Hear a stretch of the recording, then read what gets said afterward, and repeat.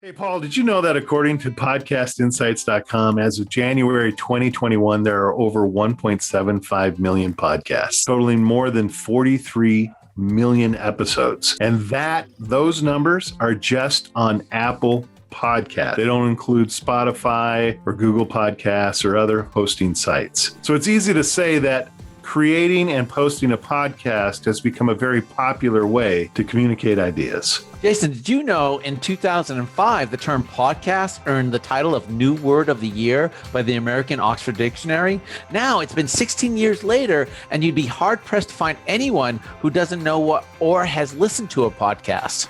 Right. The question is no longer, hey, do you know what a podcast is? Rather, it has become, do you have a podcast? In May of 2010, Continuing Education Workforce Training launched Sweet Talk, our own podcast. And we have produced close to 100 episodes spanning over 3 seasons. We've learned a few things along the way, made a few mistakes, and we were thinking, maybe it's time we just share with people what we learned in hopes that they might get help and benefit them as well. Yeah, in this Sweet Talk special series, a podcast about podcasting by podcasters, essentially is just that, sharing the lessons we have learned in hopes of someone getting benefits or help from our own podcast. This series will consist of 5 parts, and each part is focusing on answering one of the following questions. Why do a podcast? How to do a podcast? Who to do a podcast for, how to host your podcast, and what to do with that podcast once you have it existing. So we hope that you enjoy this special series of Sweet Talk and that you will find some help in creating your own podcast. Be sure to check out additional episodes in this series and then let us know what you think. Let us know if you've had success, if it was helpful, or if we sent you down the wrong path. If you have any questions or comments, we'd love to hear them. And so with that all being said, it's time to get started with Sweet Talk. Hello, everyone. This is Jason Batalden with Continuing Education Workforce Training here at ISU. And this is our part 2 of our special series. Say it together now. Ready? Yes. A podcast. On podcast. I messed it up already, Paul. You just say it. Okay, so we're doing a podcast about podcasting by podcasters. That's right. And this is the part 2. The first part came out the last Friday in April. And this too will be coming out. What we're looking is releasing these at the end of the month. We've scheduled a 5-part series. Paul, do you think we got enough information for 5 parts? Oh man, we could go on and on and on. I'm just hoping that I'm just hoping we're not so boring to the audience that they can find some value out of this series, because right. It is a rabbit hole. It is a rabbit hole. I mean, just to let you know, behind the scenes type of thing. Jason and I were going on what we should cover on this episode, and it just kept growing and growing and growing, because what we're going to talk about on this episode is kind of a technical how-to. Right. And by the way, this can be pretty daunting, right? We talked about in our first series, deciding what you want a podcast about, right? Trying to set your expectations so that you're accomplishing your goals, right? Who are you? What's the topic? How, in what format? And the format being, guest, talking head, or an interview, or having someone else on the show that you're bantering with or talking back and forth with. So hopefully by now you kind of have an idea of what you want to do with your podcast, right? Why do I podcast, and kind of what do I want to do with it, and how do I get there? Today is the how-to, and personally speaking, the how-to can be a bit overwhelming. Yeah, and we're not going to go like so in depth. We're going to give you some options on how to, and if you have some technical questions, I would suggest that you reach out to us so we can answer those in more detail. So this is kind of an overview on how to, not the, hey, you plug this wire into that wire and so forth. So this is the kind of touching on equipments that are options. But again, please feel free to reach out to me. And if you have any more technical questions, I would really like to try to help you with those if possible. Right. And those technical questions are important, right? From equipment to the whole 9 yards and those types of things.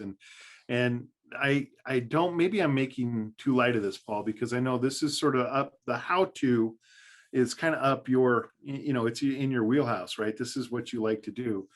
But from my experience and at least kind of watching over your shoulder while you do this, there's a lot of trial and error in the how to of a podcast. Well, and when we first started our podcast, I mean, we went one particular direction, and we'll talk about that. And then, I definitely kind of messed up and initially on a couple things, and we had to retry some things, and even when COVID hit and we had to move home, it was trial and error, going what works, what doesn't work.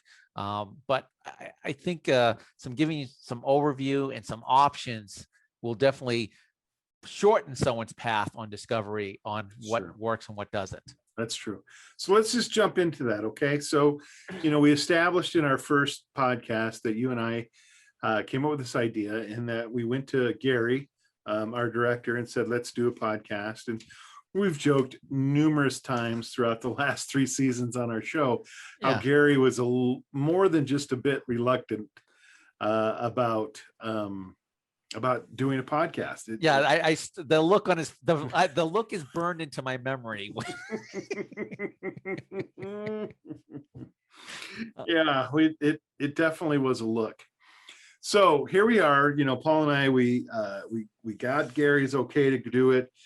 We tracked down a guest, which was in and of itself its own process. We established the format. We knew we wanted a 20-minute podcast.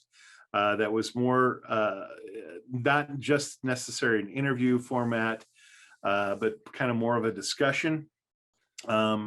Conversation, right? A diet. Yeah, exactly. Conversation.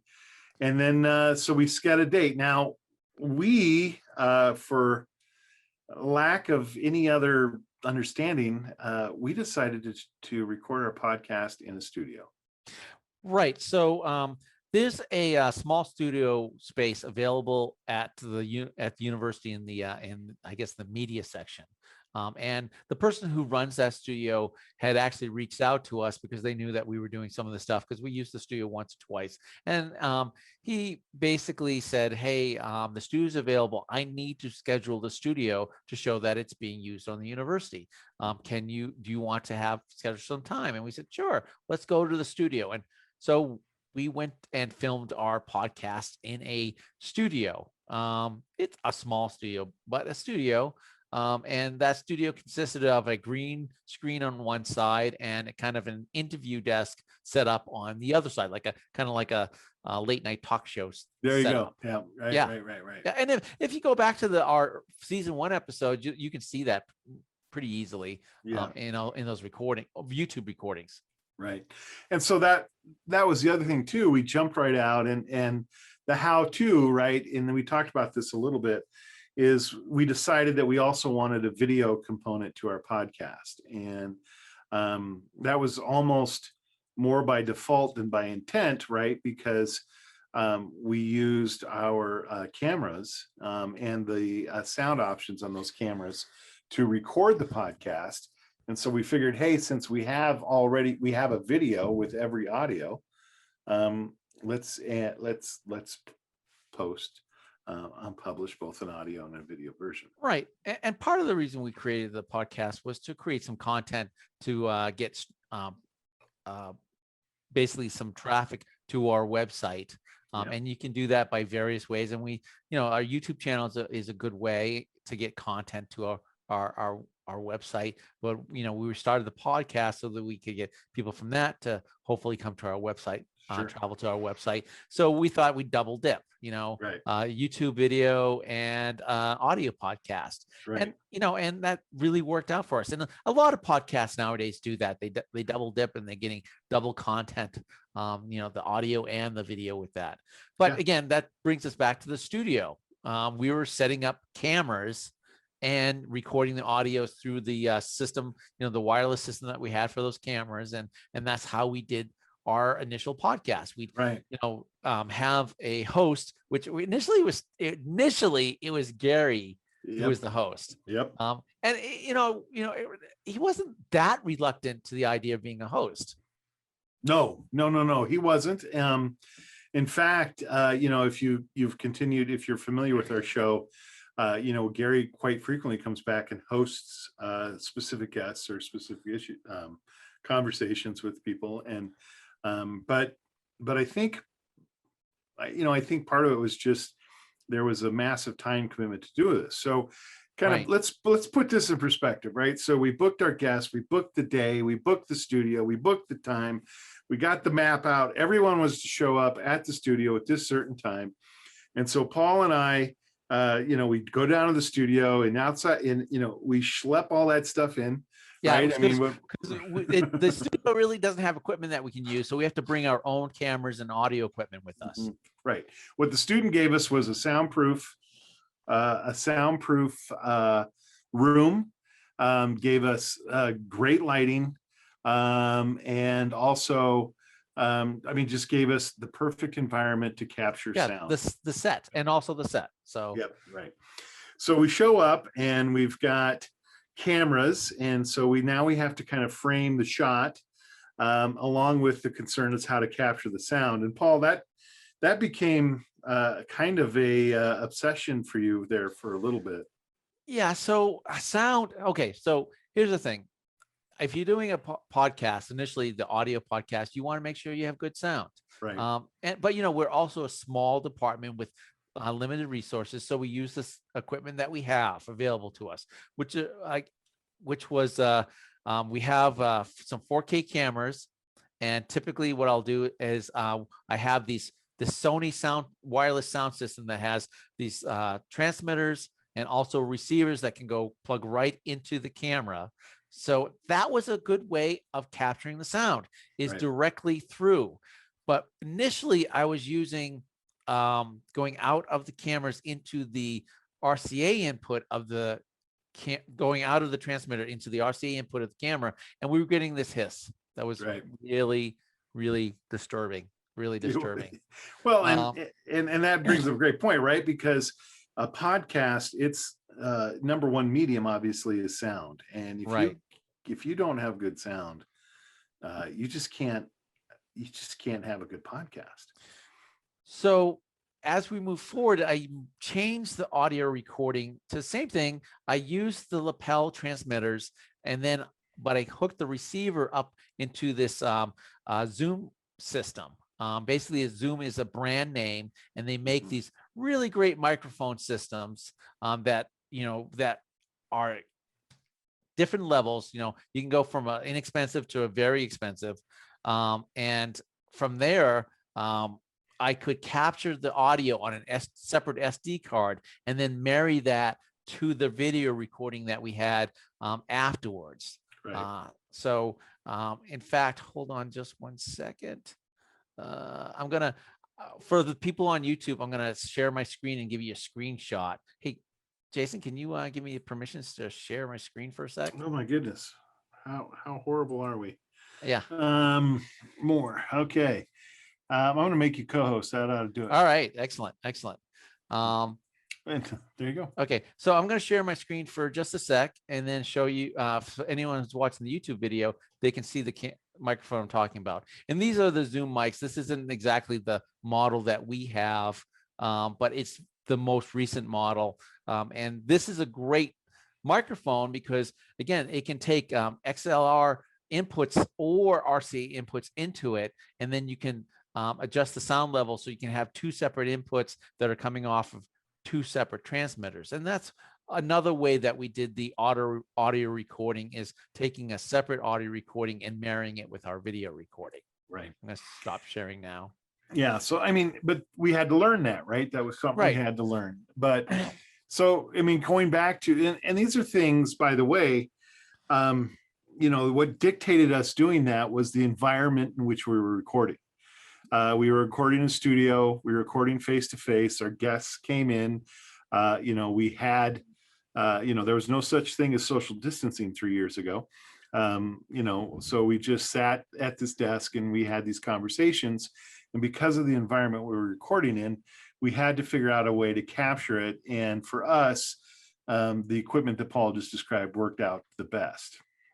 And so there we go. Now we're recording that. So, and that how-to piece, what you have available to you. In other words, how are you going to capture the sound and what environment are you going to record in really, really will have an impact on what kind of equipment you want to use. And do you have XLR mics? Do you have USB mics? Do you have RCA mics? Those two, where you're at. So you really got to kind of think that through is how do we want to capture that? Where will I be recording? How will I be recording? How will I be capturing that sound? And what's nice, also, I just want to point out what was nice. Another nice thing about these particular transmitters and so forth was you could level them so that it would only pick up the person that was speaking, and there was enough distance so that you didn't get cross recording. Meaning cross recording, meaning your mic is also picking up the other person speaking, right. Which when you're editing, that can lead to an echo, right. Which is problematic. So there we are. We're recording. We've got the how-to. We've got 2 cameras running, or at one time we just had the 1 camera. Correct? So we started out with 1 single camera, and then we had a person in our office, Judy. Remember Judy? I do. Yeah. So Judy said, "Hey, you only have 1 single camera," and she had come from the university, and she had been an instructor for the media department, and she says, "Really, for that type of thing, you should have a 3-camera pickup." So meaning 3 cameras recording the 1 session. And that's what we moved to. We moved to a 3-camera pickup. So we basically had a mid on the desk, a closer, a desk angle, an angle that picked up mostly the guest, and an angle that picked up mostly the host. And that's how we set up the recording. And then afterwards, we would edit everything together, choosing which shot we wanted to go to. And it looked pretty professional when we did that. I thought so. I thought I was pleased. The one thing we didn't talk about initially that especially if anyone's familiar with our show, there's something that's been absent for the last half of season 2 and current. Remember our live studio audience? Yes, and so we have some interns that work for us always on a rotating regular basis. We have a small department, but we have lots of stuff that needs to be done, and it's the internship program at the university. The CPI program is a great program that allows us to utilize students that are in degree programs that match our needs. But one of the things is we would have these students who were all pretty much involved in either video or marketing at these recording sessions in the studio, and they would be our live audience. Yeah. And the truth of the matter, they were active in setting up the podcast. They were learning how to do this.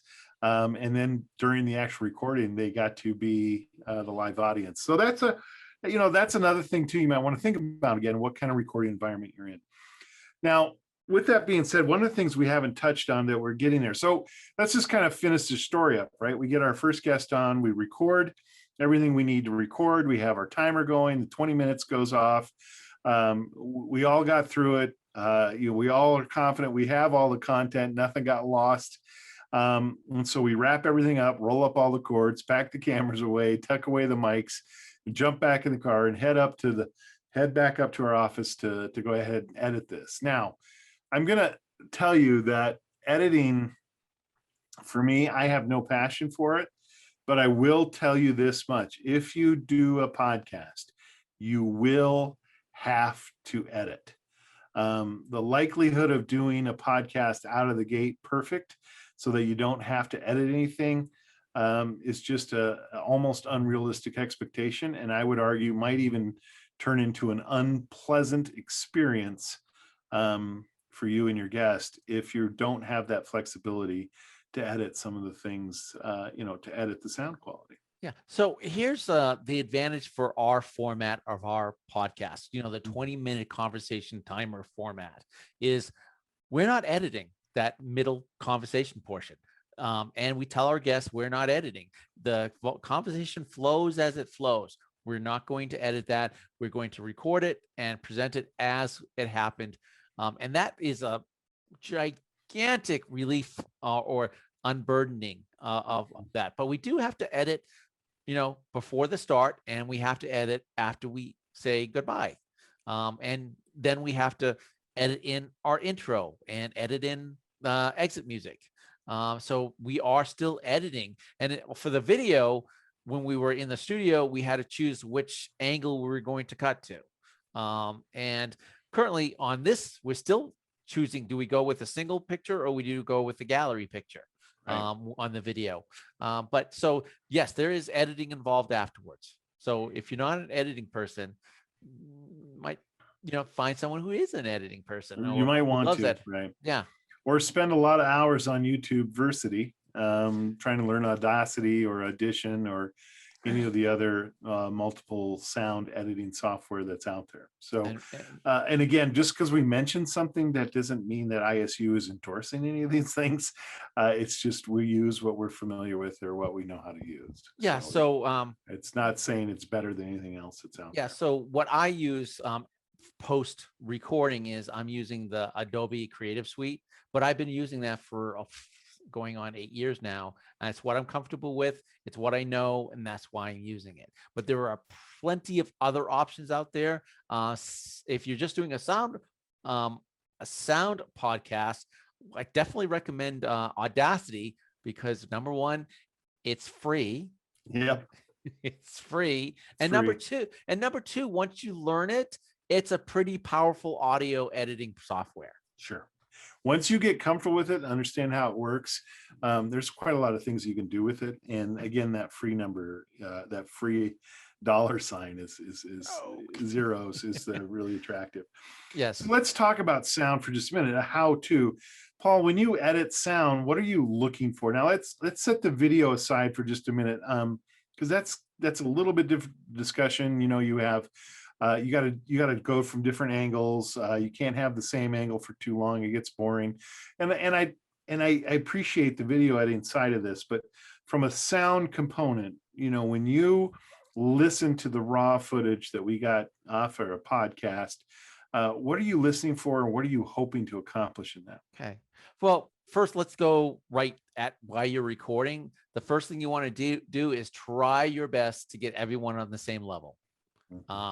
Most microphones will have some sort of gain or control on the leveling, and the recording device that you might be using, say it's a laptop or a receiver of some type, also has some controls on leveling. And you want to try your best to level it prior, right then and there live. The better you can do that, the better your recording will be. So that's what, and also you do not want to oversaturate your sound. Everything should be at less than 0 dBs. 0 dBs is a level on recording, which is kind of your highest level. So you want to be below that.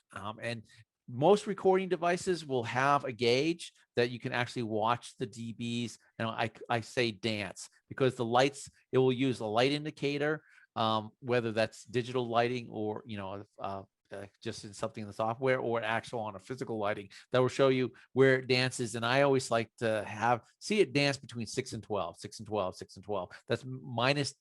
That's negative 0 dBs. So we're talking minus 12 would actually be lower volume and minus 6 would actually be a higher volume. Because remember, 0 dBs is your cap. You do not want to go over 0 dBs. That's going into the red. You do not want to go into the red on your initial recording, because if you go into your red on the initial recording, there's very little you can do to fix that. You'll see you hear it kind of buzz and clip as you play it. So you want to watch that. And here's the thing that you have to watch about a sound. Basically adds, they compile, meaning that if you're listening to one person like myself talk and you're dancing at 0 to 60, 6 to 12 dBs, you're fine. If you're seeing Jason, another person going from 0 to 12 dBs, you're fine. But on that rare occasion where Jason and I might talk over each other, that could compile and you could go above the 0 dBs at that point. Right. So you kind of want to be concerned about that as well, because people talk at different volumes. You have people that are much lower, and you're going to have to increase the gain or the levels on their microphones. Someone's going to talk higher. You need to decrease the levels on their microphones. That's right. Okay. Right. And again, it's if you take the time to kind of do that work at the initial, before you hit the record button, your post work will be so much easier, and it doesn't take a lot of time. I mean, standard practice for us is once we get everybody on, and this was whether we did it at the studio or we do it on Zoom, we get everybody mic'd up. Everybody's got a mic. We haven't talked about headphones yet, but we're going to have a short conversation about that. Yeah. And then Paul has a great question. Paul, you have a great question for one of our guests. So the thing is, if you say, hey, can you test your mic? Everyone says the same thing. Testing, 1, 2, 3, testing. That really does not give you what you want out of trying to test your levels. What you want to do is ask them what they had. What I do is I ask them, what did you have for breakfast? And they would tell me, but more than telling me what they had for breakfast, they start asking me, why are you asking me what I had for breakfast? And then basically at that point, I've started a conversation with them. Well, I asked that for my sound levels. Oh, that's interesting. How long have you been doing that? And what I get the initial answer, but it also initiates a conversation so I can keep listening and watch my levels. What I'm hoping for is also to say something funny to get them to laugh, because laughing will increase your levels a lot. And if you're having a good podcast, people should be laughing. That's right. That's number one. Unless it's a dead serious subject. So, right. But still, at that point, we're also, remember, our goal of our podcast is to capture conversations. Right. People don't say test 1, 2, 3, test 1, 2, 3 as they would a conversation. So just talking about what you had for breakfast is a conversation, and it helps people relax. It helps them understand, hey, I could just talk in a normal voice. I'm not standing up in front of a crowd of people having a podium, and the mics are doing their jobs. So. And that's also a good point. Relax. So it's. We touched a little about equipment. Again, there's so much equipment out there. If you have technical questions, email me and I'll try to help you with technical questions. We've touched on levels. We touched on, they should be at a certain point, but this is one of the most important things you can do is have a conversation before you start your podcast. Yep. Because if you can have a slight conversation before you start recording, you can get your guest at ease and hopefully get them talking before you start recording, so that when you finally say, okay, we're going to start, when you start recording, they're relaxed enough so that they can have that conversation and sound animated and relaxed, and their tone is good, and they have those right levels, and it will work. So right. I can't talk pre-conversation with them before you actually start recording is almost mandatory. Get to know them a little before you start, and that way when you finally get recording, you're at the point you want to be as far as their level of how relaxed they are. Right. And you touch base. I think we'll talk about this in a future part of the series, Paul, but also how to prep your guests for a podcast. And yeah, it's not that it is kind of a big deal, but by the time we get a guest on a show, that guest is engaged in at least 3 or 4, if not 5 emails, right? 5 separate conversations, all with the intent of helping people understand what they're doing and how they're doing it. So what Paul and I have been talking about is like the studio, right? So let's talk about this, Paul. All of a sudden, COVID hits. University comes in and says, hey, everybody's got to go work at home. We're working at home. Our responsibilities haven't changed. What we're trying to accomplish hasn't changed. We still need to produce content. And then thank God for Zoom. And I guess that's an endorsement, but that's what we had to go to. So yeah. And if you are a podcast listener, you'll have probably already noticed that a lot of your podcasts that you had listened to previously did the same thing. They went to Zoom, Mhm.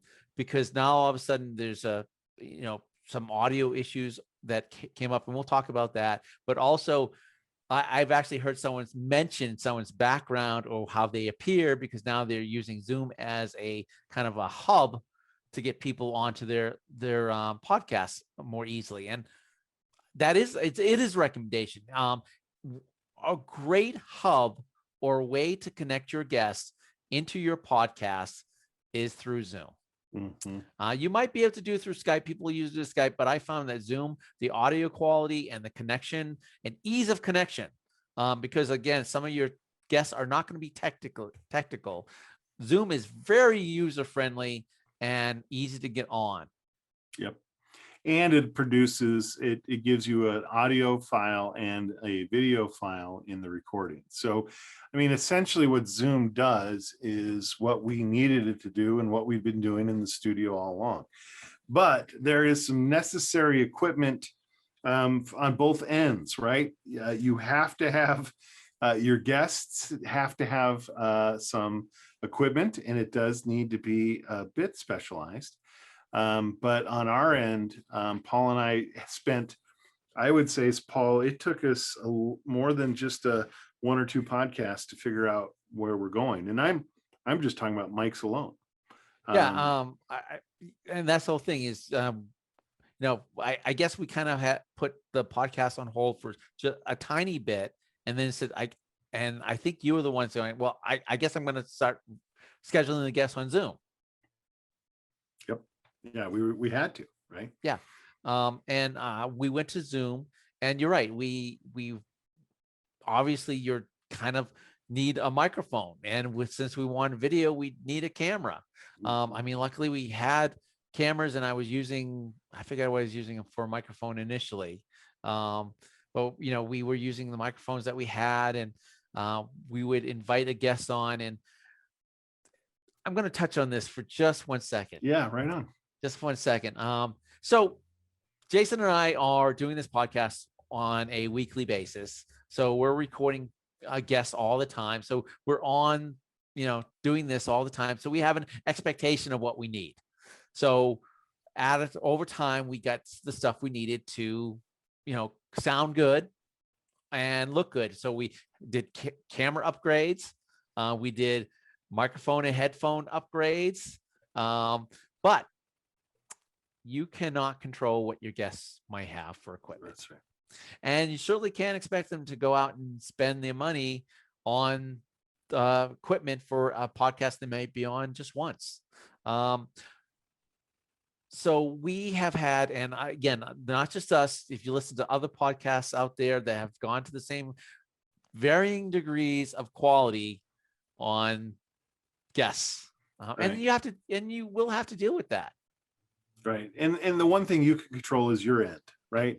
So on our end, I'm speaking personally, and I don't remember Paul's personal journey. I went to had a decent webcam, and it had a microphone on the webcam, which wasn't the greatest microphone, but it was serviceable. And then we had to so I thought, well, let's go with a microphone, and for me, a headphone. So I think I went with the first thing I purchased was a Bluetooth headphone with microphone set. Let me just say this right out. If you're going to use Zoom, and I would almost even say, Paul, if we ever go back to the studio, I can't recommend enough. At the very least, if you buy any equipment, buy a set of headphones. In fact, I'll just say this: a microphone and a headphone. If you're going to set up a podcast, those almost need to be, the most important pieces of equipment you need. I can't tell you when we've had multiple guests who didn't have headphones. We actually had to ask them to go into different rooms, so we weren't getting feedback and echo.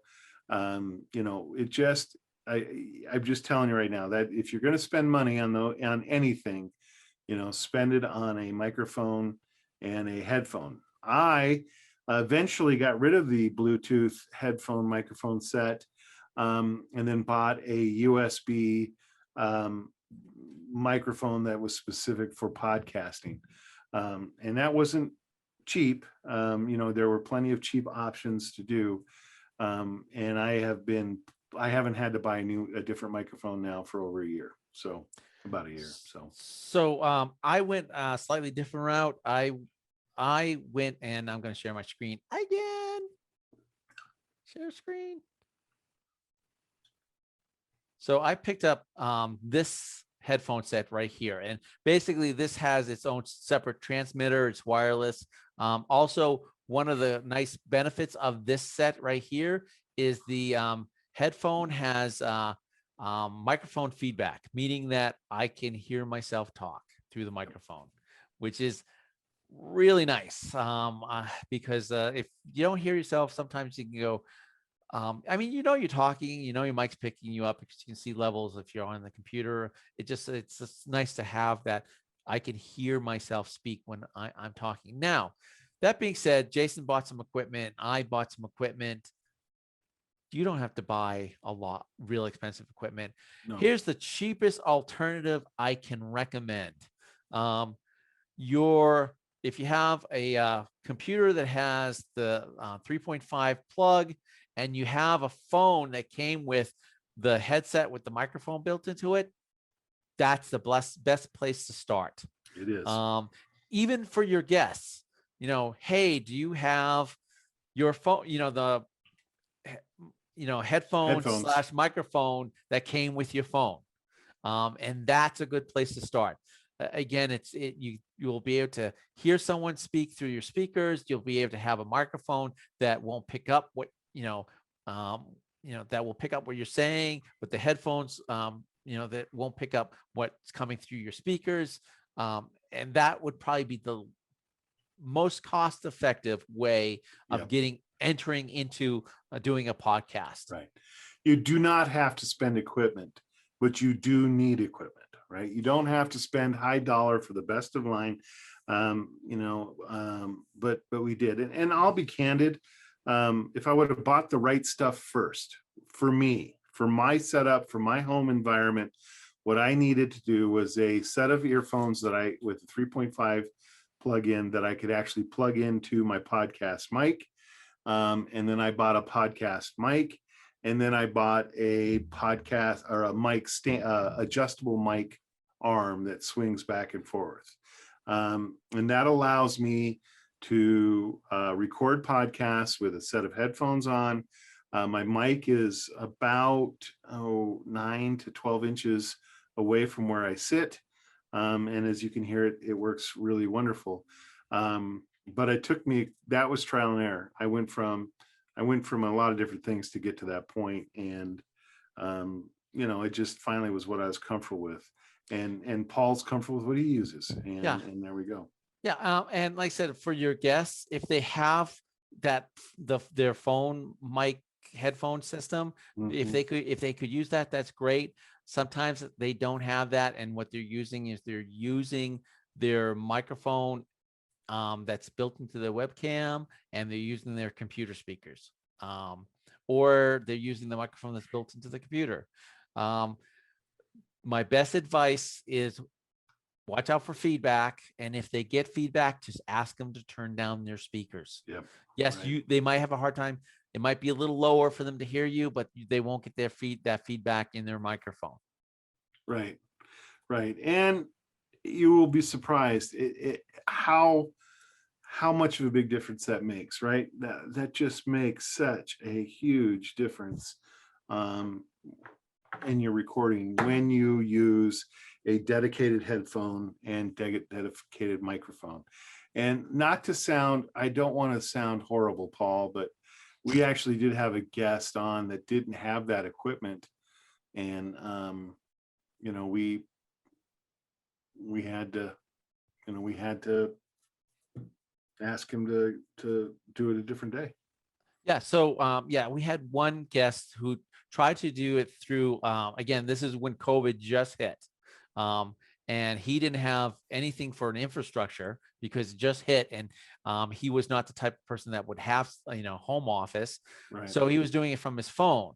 Well, in order for him to hear us, he had to have his phone turned up to a certain volume, but that meant that his microphone on his phone was picking up when we spoke, and that caused a tremendous amount of backlash or feedback, and we were going to go, let's see if we can figure this out. But he just said, you know what, we're in COVID. This is probably not the last call, online call I'm going to have. I'm going to pick up a microphone. And what he did was he picked up the headset with the microphone built into it that goes with your phone. So it wasn't a gigantic layout of money for him. He knew he probably needed now that he was in COVID lockdown. Again, this was like last April. And so he said, well, this was, not an inexpensive venture for me to do. And it's, it sounded a lot better than just going with just his phone mic and his phone camera. Okay. And so, so that's a less expensive way to get into it. Now, that being said, you're still going to have people come in that won't know about audio levels, and it would be hard for you to explain that to them. And so part of the post editing, and I did this previously when we were in the studio, but you're going to need it more if you're going to do kind of Zoom thing, is a lot of editing softwares have what we call a normalization effect. And what the normalization effect does is it's going to take, say, this 3 people, Jason, myself, and our guest, and we're all recording. And for some reason, they're all at different levels, meaning that, Jason might be dancing really high, I'm dancing really low, and the guest is dancing really lower, when they're talking. The normalization effect will do its best to take the audio tracks and move them up and around so that they're more level with each other. And that's, one of the things you probably learn how to do. The first thing out of the gate is, how do I normalize my audio? Right. I've got guests on, I've got my recording. Now, how do I normalize my audio? Because your guests typically will be much lower because they don't know how to set their levels, or they're using equipment that's not going to give them the boost that they need. Also, a thing you have to watch out for is, remember I told you about those levels. You want to make sure that they're not too high, because if those levels get too high, what happens is once you normalize everything, for some reason the S's become really pronounced, to the point that they're almost like a cartoon character. Now, the Audacity and what I use, Audition, have an effect that you can de-ess, meaning, and it's called a de-esser. So basically, it will reduce that essing, but it's problematic to do if your recording levels are too high. So remember, watch out for those high recording levels when you're recording your audio.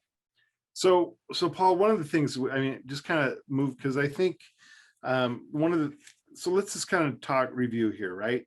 The idea is that you've decided how you want to do your podcast. Now you're into, okay, now how do I record a podcast?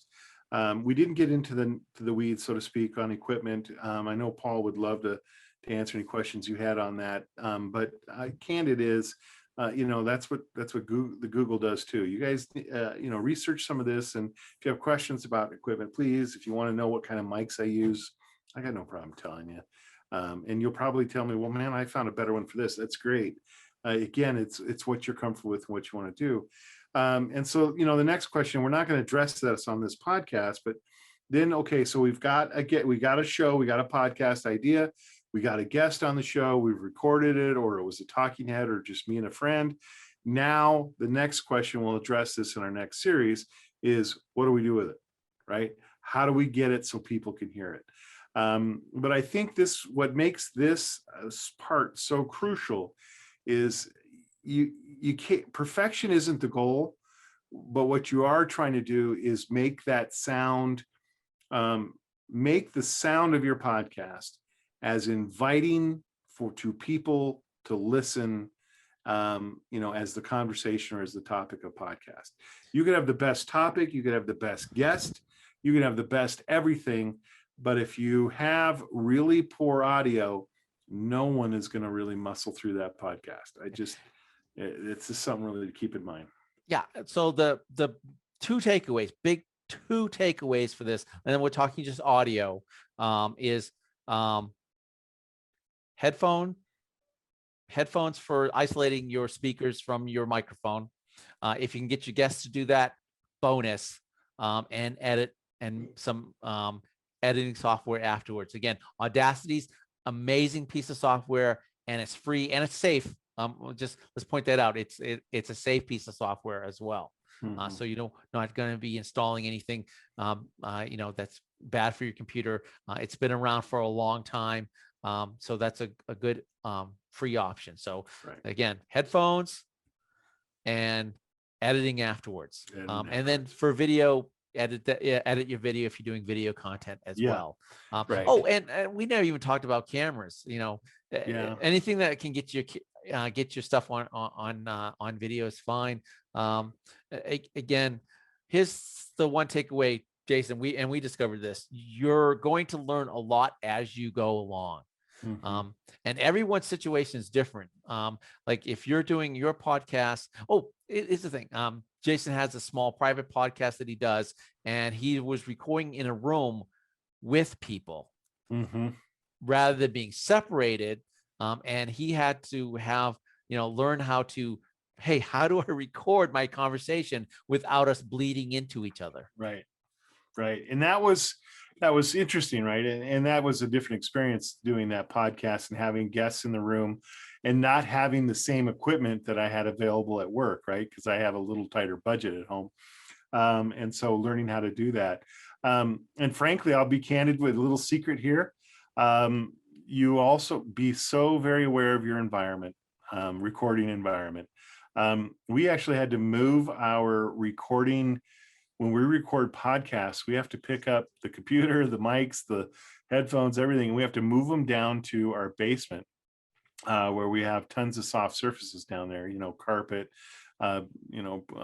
soft couches and chairs and things, so that we kind of avoid some of that tinny sound. But regardless, you have to make it adapt for the environment you have in. But going back to headphones and microphone dedicated is probably the most important piece of equipment you need to invest in. And if you don't have a passion for editing, you need to find a buddy who does, a friend that's got it, because you, as best as you may be at recording, all of your podcast is going to need some go over. It's going to need a touch here, a touch there, and you just need to make it happen. So, Paul, we nailed down our takeaways. We've definitely, I think, kind of talked about the technical side of how to. Is there anything else? Just we kind of want to wrap this up, but is there anything else? And we do need to wrap this up. But we just touched base on some of the technical stuff. I would love some feedback if you want some more in-depth stuff. But again, it's every situation is a little different. What works for you best? Again, the main takeaway is headphones and editing software afterwards. And again, video cameras. Maybe we might talk about video exclusively on a small one where I can go in depth on video for those who are interested. But yeah, please let me know. Leave us a message or a comment or email us and let us know. That's right. So Paul, with that being said, you can email us at cetrain.isu.edu. That is cetrain@isu.edu. And be sure to just put in the memo line there. Hey, Paul, I need some technical help. Yeah, because we have people in our office answering that email, and they'll need to say, I'm needing to talk about the podcast guy. I need to talk to the podcast guy. Jason, I love these episodes. I could go on. When it comes to editing, Paul, I know. So the only reason I go, we're gonna wrap this up because Jason and I just kind of set us a time limit. so that you guys wouldn't have to listen to us drone on for too long. I have no idea where we're at on the time limit. What does your timer say? We about 45 minutes. Okay, we got to wrap her up. Yeah. So with that being said, look, we appreciate it. Be sure to check out all the additional parts of the series. This is part 2. And if this kind of was your hook, you like these kind of conversations, be sure to check out the other parts of this specific series, which is titled, Paul, Podcast About Podcasting by Podcasters. There we go. So please reach out to us. Please contact us at cetrain.isu.edu. Check out our podcast, Sweet Talk. It is CEWT, Sweet Talk, and it's on Spotify, Apple, wherever you get your podcasts. It's also on our website, so be sure to check that out as well. Yeah, great. Thank you, Paul. No, thank you, Jason. And thank you for coming and sharing some time with us. That's right, all of you. Yes.